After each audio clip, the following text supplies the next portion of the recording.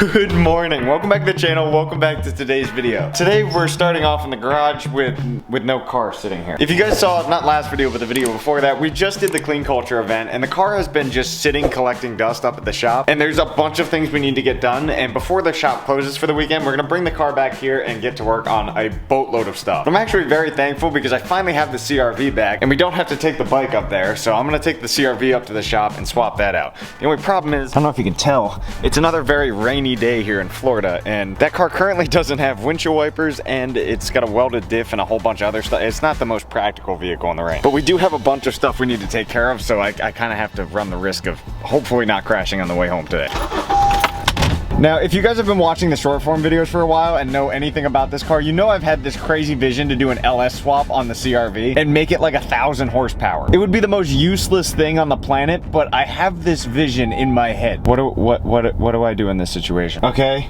Can you guys move? I have been beefing with these birds for weeks because they just stand here and they don't move. And if you honk at them, they'll attack your car. But anyways, I've had this crazy vision to do the LS swap on this car to make a drift Honda CRV, but at the same time, keep it looking as stock as possible. Because if we keep it looking bone stock, I think it would be so funny to do at least one round of Formula Drift Pro-Am competing against like the pro cars like the Mustang and all the other ones that are out there in a bone stock looking Honda CRV. All right, on cue, we're pulling up just a smidge later than we anticipated, but where's the drift car? There she is. Now, the only concern I have right now is I don't exactly remember what I did with the keys for that car. That's gonna be a scavenger hunt to find those, and we gotta swap the front tires back to the original set, which I'm realizing now I left the rims inside the car, so my car probably reeks of tires. All right, let's try and find the car keys, swap the front tires, and then hopefully make it back before it starts raining again, because that might suck. We also might get sidetracked. We're at the shop, so we never really know what's gonna happen.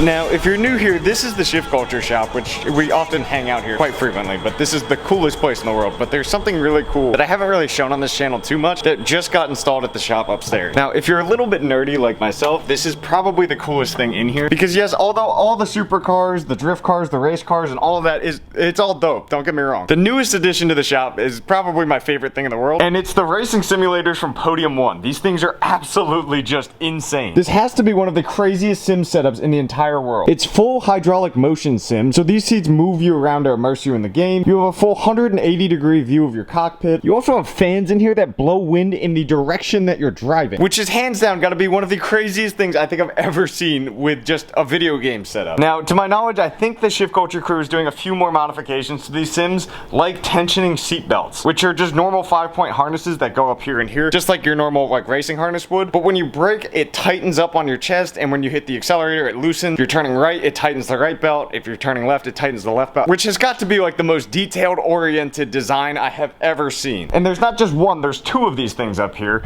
and you can just go and race your friend. Now, obviously, we gotta fire one of these up so I can show you guys like how crazy these things actually are when they're fully functioning. Now, if you're not crazy into racing simulators, I can see this section of the vlog being very boring, but if you are even just the slightest bit nerdy, you're gonna find this stuff so cool. Now, everything on this steering wheel is fully functional, so you can control the traction control, brake bias, what map setting you want to be on for your tune, and the ABS, how much ABS you want functioning on the simulator car. Along with your windshield wiper button works, your mic to pit box works, your pit limiter works, your headlight flash works. This is your game control buttons right here, and then you have your ignition start button, and then these controls work depending on what car you're in. Now, this is your hydraulic e-brake that fully functions like a normal hydro, and then this is your standard H-pattern 6-speed, but with a little bit of modification, it becomes your sequential gearbox. Now, the simulator uses a game called iRacing, which iRacing is probably the most realistic racing simulator. It's not the most accurate when it comes to stuff like drifting. When you want to drift, you use a game called Assetto Corsa, which you can download a bunch of mods and make it as realistic as driving like my drift car out there. Now, iRacing, if you don't know, has literally every single track in the entire world. Now, since we did just compete at Sebring a couple days ago, although it was drifting, I feel like it's only proper to drive this track right now. Now, once you're in the cockpit itself, you'll hear the actual audio.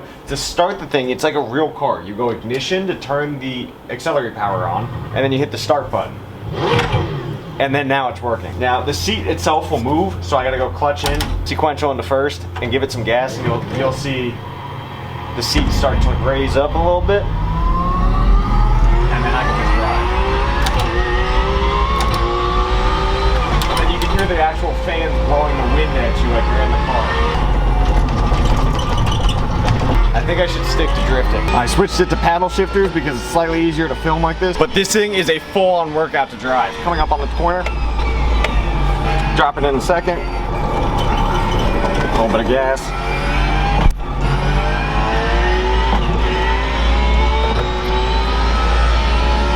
Keep the foot planted and then brake. This is such a fun way to practice, and it's super realistic too. Like you can see, like as I turn right, the seat moves with me, and it's a full-on workout to stay planted in this thing. But if you were to like actually physically train on any of this, like to get good at driving, this would be insanely accurate. Because like as I come up on this corner, boom, the whole seat's lean forward right now, and the whole thing is just fighting the entire time. I sound like I'm out of breath and like I'm actually driving because that's how it feels. It's insane. And it's crazy. You look right, you can look left, you can look right down the middle. Like it's such a realistic feel, and it is an entire workout to drive like this. So like see, I'm gonna park it right on the rumble strips right here, and I just give it a little gas. Everything is shaking. Like this is wild. It's so fun, but it is exhausting to drive. Hands down, this is the coolest thing I have ever seen in my entire life. Now, like I said, you have full functioning things, so if I scroll down on the traction control button, I can adjust how much traction control I actually have. I control the brake bias. I can see more front brake or more rear brake, depending on what I want on the track. ABS, I can select how much ABS I want. And then map is just throttle response. Now, all the pedals here are by SimCube, and you can adjust each of these pedals of how stiff you want the brake pedal to be, how stiff you want the clutch to be, how long the travel of the clutch should be, and then the throttle and all that stuff. And the craziest part is, I'm legitimately sweating right now. It's not hot in here. It's just like a full, it's like actually driving a legitimate race car. I go clutch in, rev it up as you can see, dump the clutch, jump on the brakes. You can see in the mirror there, we're doing a full-on burnout. Everything is actually moving like you would a real burnout. And then if I let off the brake a little bit, we can do a rolling one, fully let off, clutch into second gear.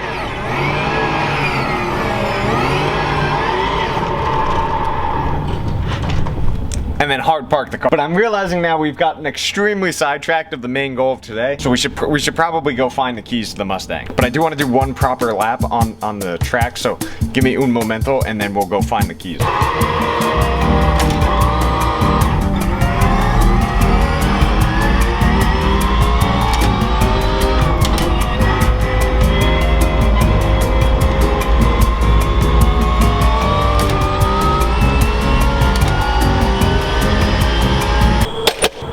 Now, the ground is still kind of wet, like you can see the puddles way out there, which inherently means that this drive home is going to be just slightly sketchy.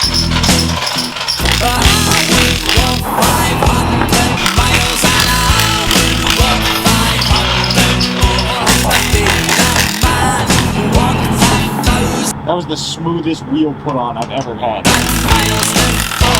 There we go. Now the car is looking prim and proper again with the white wheels on white wheels.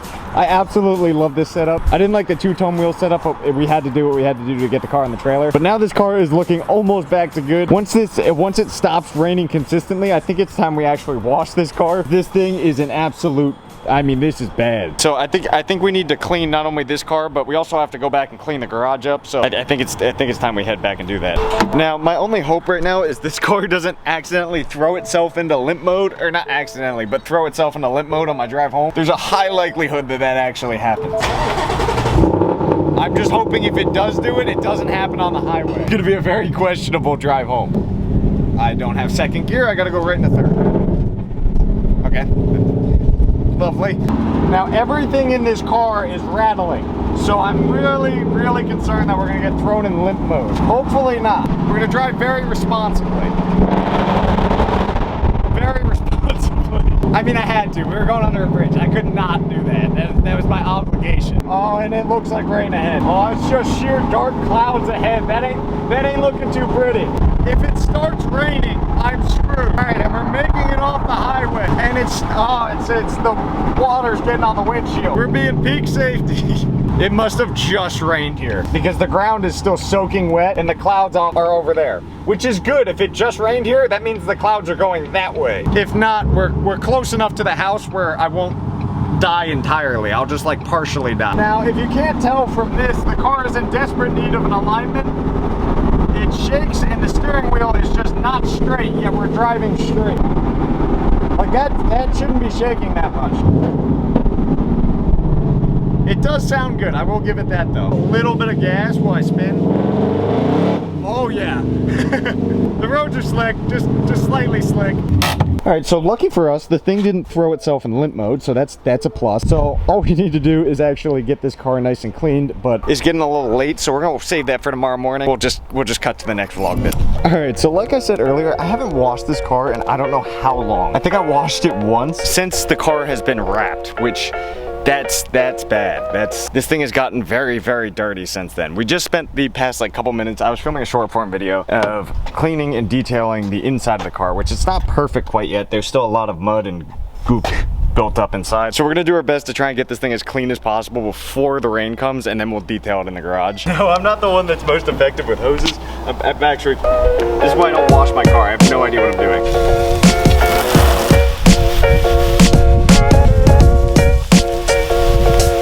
Tried to hit my car, but I missed.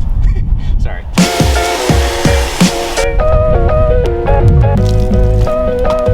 I guarantee you this is gonna be the shiniest this car will ever be.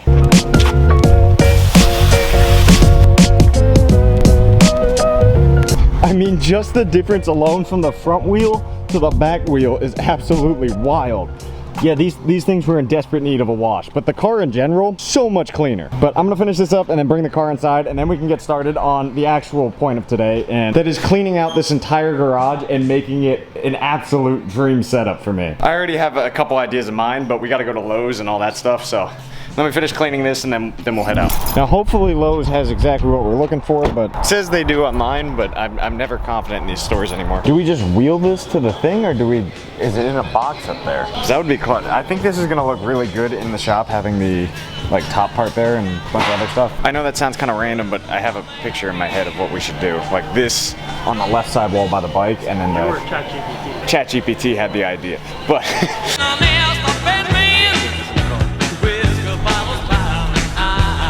thank you for your help today. You guys have a nice day. You too. Oh boy, this is gonna be a tight squeeze. We're gonna try and put this in first. How heavy is the tool kit? I don't like the sound of that laugh. How heavy is this tool kit? Oh boy. I mean, it's not bad, but it's not bad. It's not a walk in the park. This part I don't care about getting scratched, the back part. I'm gonna set you guys up over here.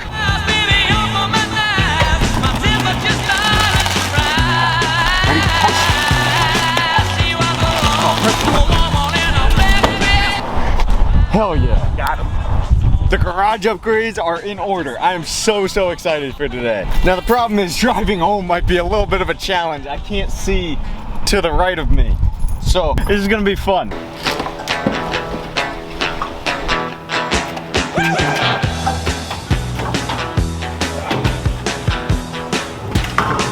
All right, so now that we got this out of the car, my game plan is to clear obviously all of this stuff out, everything that's in here out, and then put the tool chest either right about here or here, and then have the shelf to the left of it. This way I have my own little workspace. I don't know what I'm gonna do with the bike yet. I might move it to that side. I'm not too sure yet. There's a lot of organization that needs to happen first. A lot of the stuff is slowly but surely coming together.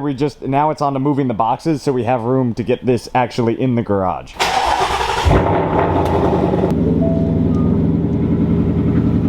Of course, it's already raining again. Gotta love Florida weather. That car will never stay clean.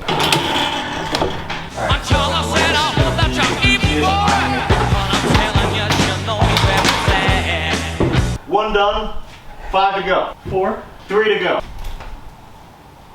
It's hot up here.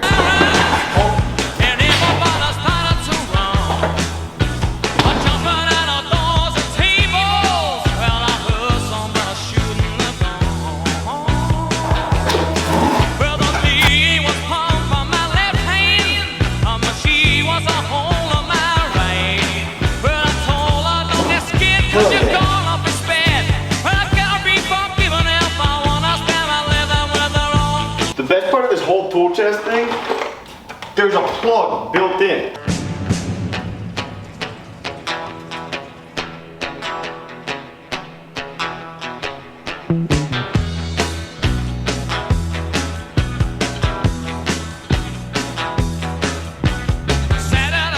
And just like that, we have the garage almost exactly where we want it for now at least. So we got this shelf built, which took a hot minute to get together. Then obviously we have the brand new tool chest, the whiteboard to plan out ideas and stuff. The sink we need to kind of dial up and make a little prettier, but we hung up some artwork like the F1 poster up there. Now this isn't exactly how I want the garage quite yet. There's still a million things left to do to this space to kind of turn it into exactly what we need to for working on the car and having kind of like that dream area. But this is a giant step in the right direction, and I'm so stoked with how this is turning out. It's gonna take a minute. We're gonna fill up on tools and a bunch of other stuff because pretty soon we're gonna be fixing up this bike and throwing on a brand new fairing kit. So I think that'll be a perfect setup for this. But anyways, thank you guys so much for watching today's video. If you made it this far, hit the subscribe button. But anyways, I love you all so much, and I'll see you in the next one. Peace.